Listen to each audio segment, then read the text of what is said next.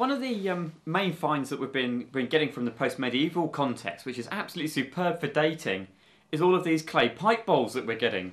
And from a dating point of view, and certainly in post-medieval contexts, if you're finding pottery or coins and things, they're fantastic for dating. But sometimes you might have a pot at home that could be 100 years old that's been sort of passed down. Whereas, again, and coins can be in circulation for a long time. But if you go to the corner shop now and buy a packet of cigarettes, you don't leave them on your shelf for 50 to 100 years. You smoke them and throw them away. And people in the late 17th, 18th century were no different. They'd go out and buy their clay pipe, they'd smoke it, you'd probably break the end off a few times till it got too short to smoke, and then just chuck it away. And the great thing about the ones we've been getting from here is this particular site, we've got some like this one that aren't dated, aren't stamped with the maker's initials on the bottom. But we're getting some that have got a maker's mark on the bottom. So there's no initials, but there's a specific mark that they had that was unique to them.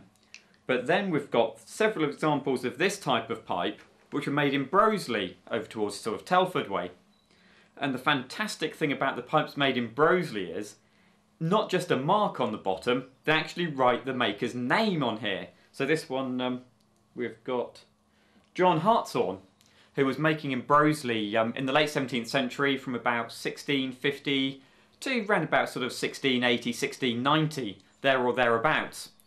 So any feature that we're getting these pipes from, we can pretty much date to the late 17th century.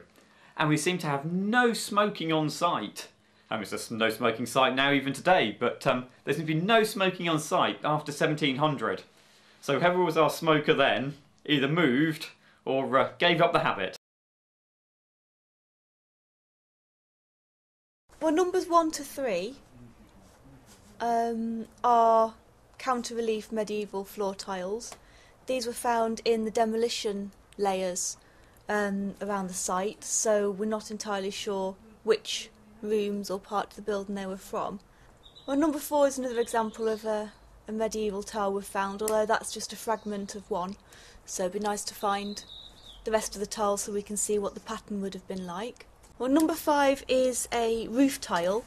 We've got quite a lot of these on the site, all in demolition layers, but number 5 is quite nice as it actually has a deer's hoof print on it, where it would have been laid out on the ground while it was being manufactured, drying off ready to go into the kiln, and a deer has come along and left its hoof print in it.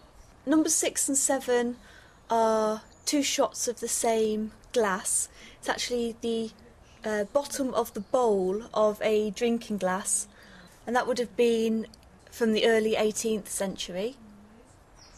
And numbers 9, 10 and 11 are parts of various glass bottles which would have been used in approximately the late 17th century. There's about 3 different vessels there, but they're quite nice because they show the sort of thing that would have been on site after the dissolution.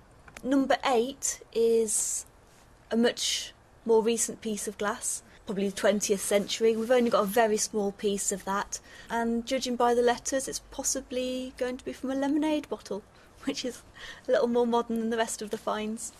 Numbers 12 to 16 are various pieces of medieval pottery we've found on the site.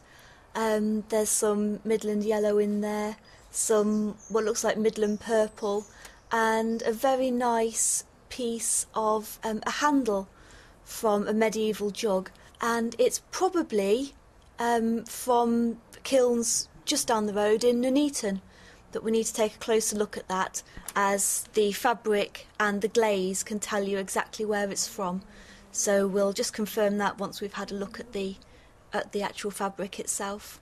Now, number 17 is quite nice. It's a piece of decorated Cistercian ware. That was quite short-lived, and it seemed to sort of die out around the time of the dissolution, which fits in with the end of the abbey here on site. So if we find any more of that, it would be quite nice to see what sort of pottery they were using before they left the site. So numbers 19 and 20, they show a total of 4 parts of salt glazed stoneware.